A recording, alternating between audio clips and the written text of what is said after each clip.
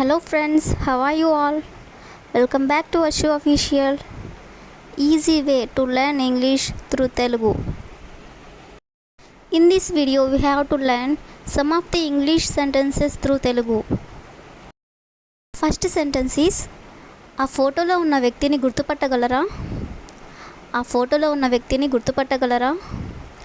Can you recognize the person in the photo? Can you recognize the person in the photo?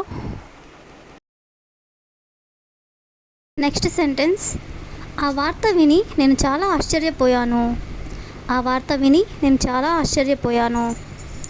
దీన్ని మనం ఇంగ్లీష్లో ఎలా చెప్పాలంటే I was astonished on hearing the news. I was astonished on hearing the news. Next sentence అతడు బాధ్యత కలిగిన ఉద్యోగంలో ఉన్నాడు. అతడు బాధ్యత కలిగిన ఉద్యోగంలో ఉన్నాడు. దీన్ని మనం ఇంగ్లీష్లో ఎలా చెప్పాలంటే he is in a responsible post. He is in a responsible post.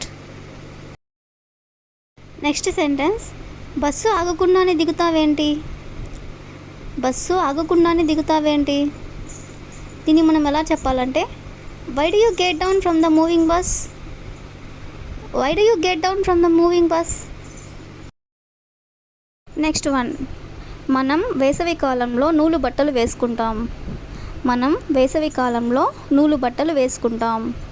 దీన్ని మనం ఎలా చెప్పాలంటే we wear cotton dress in summer. We wear cotton dress in summer. Next sentence చెప్పుడు మాటలు వినొద్దు. చెప్పుడు మాటలు వినొద్దు. దీన్ని మనం ఎలా చెప్పాలంటే don't believe hearsay. Don't believe hearsay.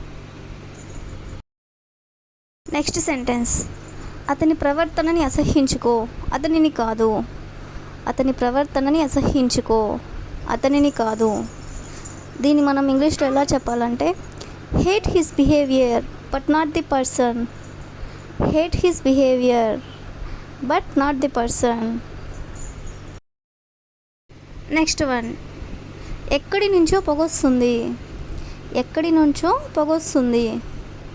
దీన్ని మనం ఎలా చెప్పాలంటే smoke is coming from somewhere. Smoke is coming from somewhere. Next one ఒక శుభవార్త. ఒక శుభవార్త. దీన్ని మనం ఎలా చెప్పాలంటే a piece of good news. A piece of good news.